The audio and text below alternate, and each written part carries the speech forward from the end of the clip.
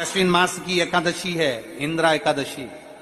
कहते हैं भूल से धर्म कीर्ति ने बालू का शिवलिंग बना लिया था, मट्टी का ढेरा बना लिया था, एक कंकर उठाकर नर्मदा जी के जल में फेंक दिया था तो पिंड का भाव उत्पन्न हो गया था। और शिवलिंग नहीं बनाया था, मिट्टी का ढेरा बनाया था तो शिवलिंग के रूप में प्रागट्यता हो गई थी और उसको यम की केस से छूटना पड़ा था।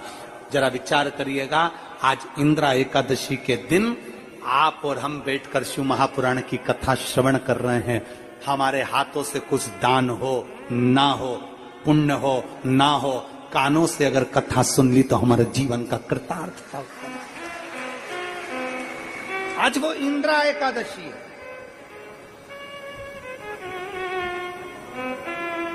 भगवान नारायण मुस्कुरा रहे हैं, लक्ष्मी को देखकर लक्ष्मी से कहा ये भद्रशील, ये भद्रशील, ये भद्रशील।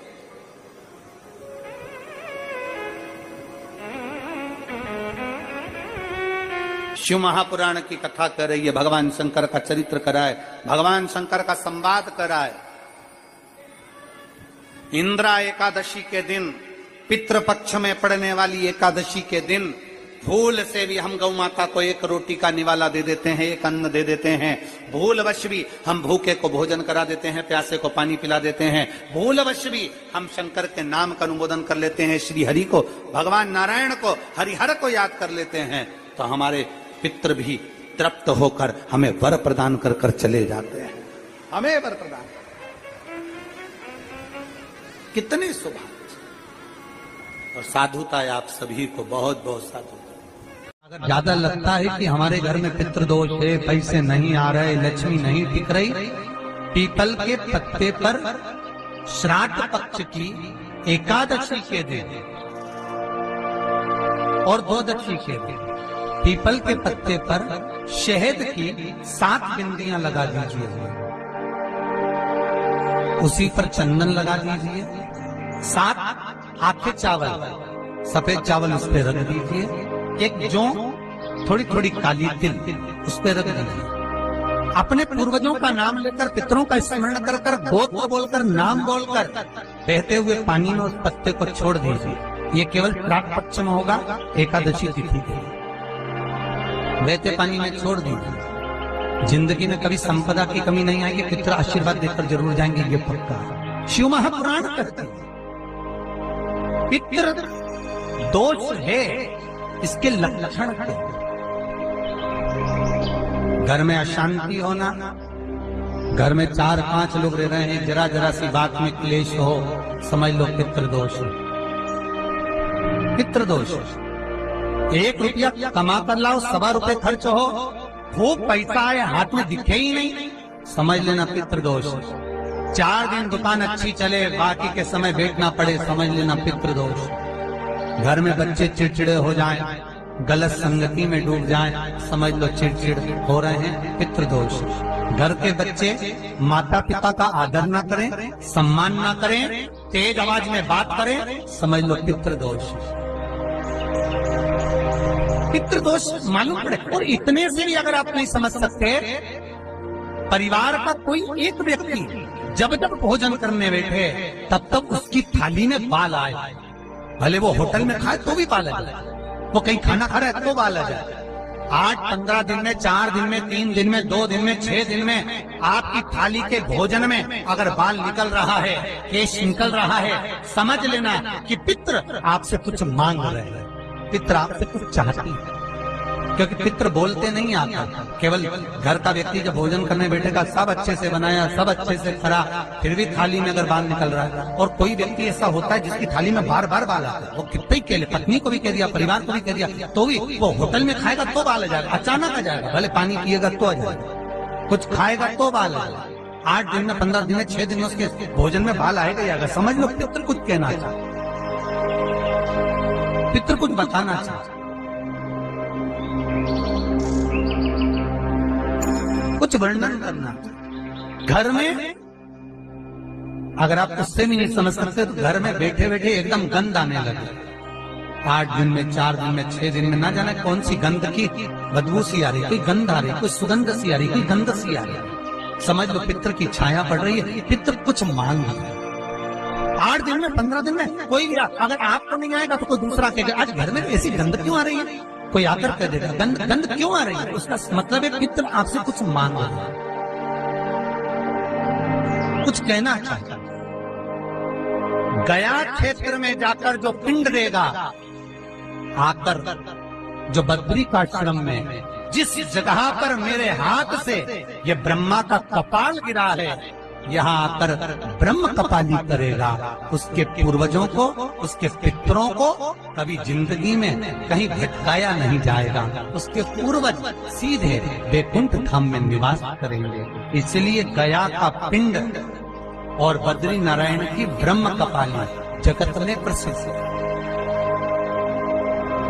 जगत में प्रसिद्ध।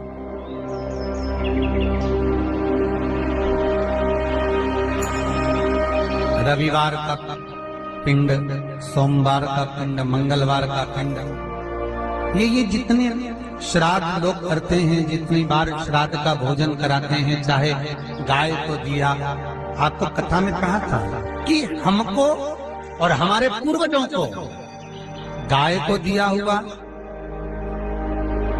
कुत्ता को दिया हुआ, श्वान को, कौवे को दिया हुआ, ब्राह्मण को भोजन कराया हुआ, कितना कितना प्राप्त हो, इसका वर्णन करा महाराज। कितना कितना भाव किस चीज का है, उसका व्याख्यान वर्णन करा। 16 दिन श्राद्ध के पितृ मृत्यु लोक में रहेंगे, अपने अपने घर में जाकर भोजन करेंगे। तब तक 16 दिन तक अग्नि देवता इन पितरों के साथ रहेंगे। इसलिए हिंदू धर्म में रीति है कि श्राद्ध पक्ष में कंडा जलाकर, गोबरी जलाकर, उसको जलाने के बाद उस पर घी, शक्कर, धूप छोड़ो। क्यों? क्योंकि तुम्हारी धूप छोड़ने से, तुम्हारी सांकल्य छोड़ने से, अग्नि में एक ग्रास देने से, अग्नि में एक भाग प्रदान करने से, जरा सी सांकल्य देने से तुम्हारे पितृ खुश हो जाते हैं। क्यों? क्योंकि पितृ जब भोजन करते हैं और अग्नि की धूप साथ में दी जाती है तो अजीर्ण नहीं होता। तो पितृ आशीर्वाद देते हैं कि तुमने हमारे लिए अग्नि में सांकल्य दी है, जाओ तुम्हारा कल्याण हो, तुम्हारे भंडार भरे। ये अग्नि देवता की साक्षी में पितृ आशीर्वाद देते हैं। घर में, जिस घर के अंदर धूप छोड़ने के बाद पितृपक्ष में 16 दिन, जिस घर में धूप छोड़ने के बाद हाथ की अंजलि में जल लेकर नहीं छोड़ा जाता था, केवल धूप छोड़ दी और अंजलि में से पानी नहीं छोड़ा गया। गाय को श्राद्ध पक्ष में रोटी निकालकर खिला दी, थोड़ा सा जल गाय को नहीं दिया गया। कौवे को रोटी दी गई, कागा को भोजन दिया गया, जल नहीं छोड़ा गया। ब्राह्मण को भोजन कराकर उसको जल नहीं दिया गया।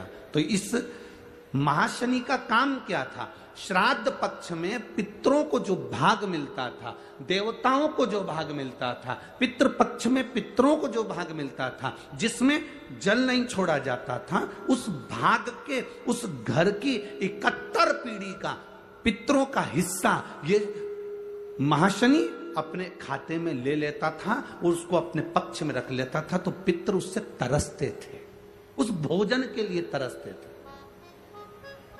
अब जरा विचार करिएगा,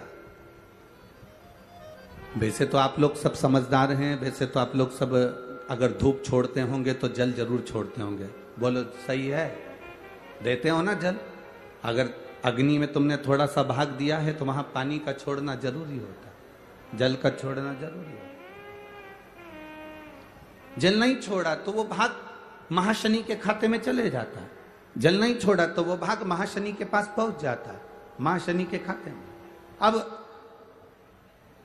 महाशनि उस भाग को एकाग्रित करता गया।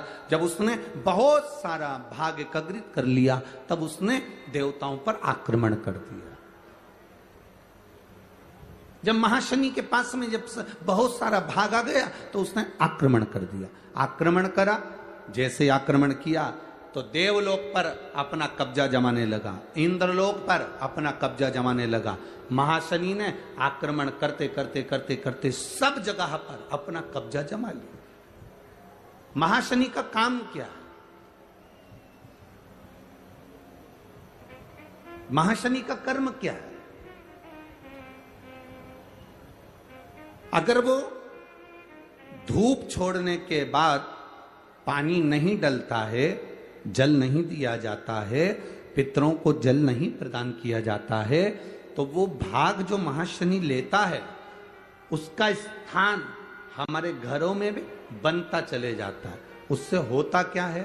तो कहा गुरुजी, देव पितर शिव महापुराण की कथा कहती है, घर में मान लो 1 रुपया कमाकर लाया जा रहा है, घर के अंदर यदि 1 रुपया आ रहा है तो सवाया खर्च हो रहा है, घर में धन दिख नहीं रहा।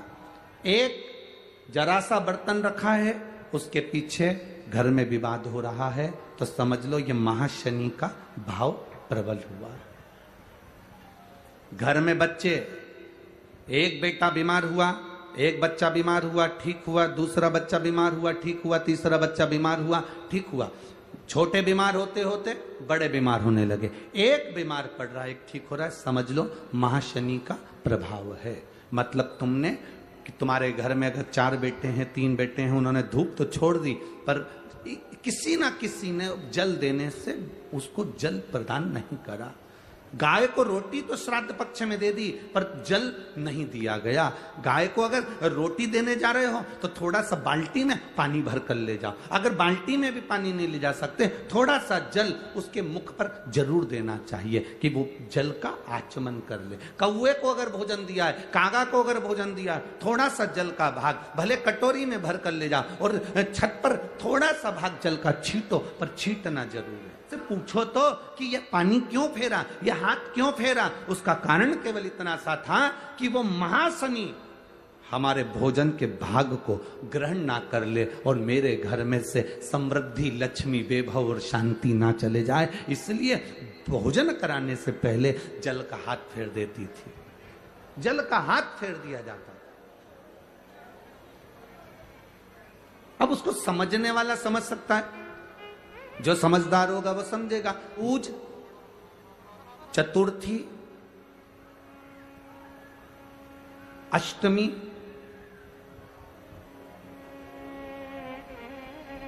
दशमी, एकादशी, प्रदोष, शिवरात्रि, ये तिथियां ऐसी तिथियां हैं जिन तिथियों पर अगर भूलवश भी श्राद्ध पक्ष की दूज, चतुर्थी, अष्टमी, दशमी, एकादशी, प्रदोष, शिवरात्रि, ये श्राद्ध पक्ष की वो तिथियां हैं जिन तिथियों पर अगर गौ माता को 1 चुल्लू पानी भी अगर पिला दिया जाता है तो हमारे पूर्वजों को तर्पण और तिलांजलि की जरूरत नहीं पड़ती, वो तर जाता। श्राद्ध पक्ष की ये तिथियां आप भी बोलिए कौन कौन सी? दूज, चतुर्थी, अष्टमी, दशमी, एकादशी, प्रदोष और शिवरात्रि, ये वो तिथियां हैं। अगर भूलवश भी अगर कोई गाय को पानी दे देता है, भूलवश भी हमारे घर में आए हुए किसी अतिथि को, हम किसी को नहीं पहचानते, उस व्यक्ति को हमने अगर अपना पास में रखी हुई जल के पात्र में से भी अगर जल दे दिया होता है और उसने अपनी प्यास बुझा ली होती है, तो हमारे पूर्वज, ये श्राद्ध पक्ष में इसका फल 1000 लाख गुना हो जाता है, लाख गुना, 1000 लाख गुना इसका फल श्राद्ध पक्ष में। ये तिथियां एक ऐसी तिथियां हैं जिन तिथियों पर श्राद्ध पक्ष में गौ माता को भूल चूक से भी अगर किसी ने पानी पिलाया, या कोई साधारण व्यक्ति जिसको तुम पहचानते नहीं, जिसको तुम जानते नहीं, जल का आचमन भी करा दिया तो भी सुख है। उन तिथियों का स्मरण आप फिर करेंगे। दूज बोलते जाओ, चतुर्थी, अष्टमी, दशमी, एकादशी, प्रदोष, शिवरात्रि, ये श्राद्ध पक्ष की वो तिथियां हैं जिसमें सुख का अनुभव होता है। महाशनि का काम क्या है? महाशनि करता क्या है? ये महाशनि जो असुर है, इसका काम क्या था? बस केवल ये भाग ग्रहण कर लेता था और पितृ को रुष्ट होना पड़ता। रुष्ट होते तो क्लेश हो। जरा जरा सी बात में अगर घर में क्लेश हो रहा है तो समझ लेना तुमने जरूर श्राद्ध पक्ष में पितरों को या तो गौ माता को या कागल को, जो हमारे यहाँ जो भोजन दिया जा रहा है उसमें जल की भाव नहीं आया, पानी नहीं दिया। गुरुजी हमारे घर में सब कुछ है, धन वैभव सत्ता सब है, पर शांति नहीं है। शांति नहीं, उसका कारण ये है कि महाशनि आपके घर पर प्रवेश करा, अर्थात तुमने जल का भाग नहीं दिया, जल का भाग नहीं। और जिनके भी घर में अशांति है, जिनके घर में भी ऐसा लगता है कि साहब ऐसा हो रहा है, तो आपसे निवेदन है कि आप एक बार प्रयास करना, इन तिथियों में कोई भी तिथि को आप गौ माता को अगर भोजन दे रहे हो जल जरूर देना, कौए का भोजन दे रहे हो तो जल जरूर देना, ब्राह्मण संत साधु गुरुजन या जिसको पहचानते नहीं उसको भी जल का भाग जरूर जरूर प्रदान। महाशनि की दृष्टि समाप्त। महाशनि जो क्रोधी है, असुर के भाव में गिना जाता है महाशनि, असुर।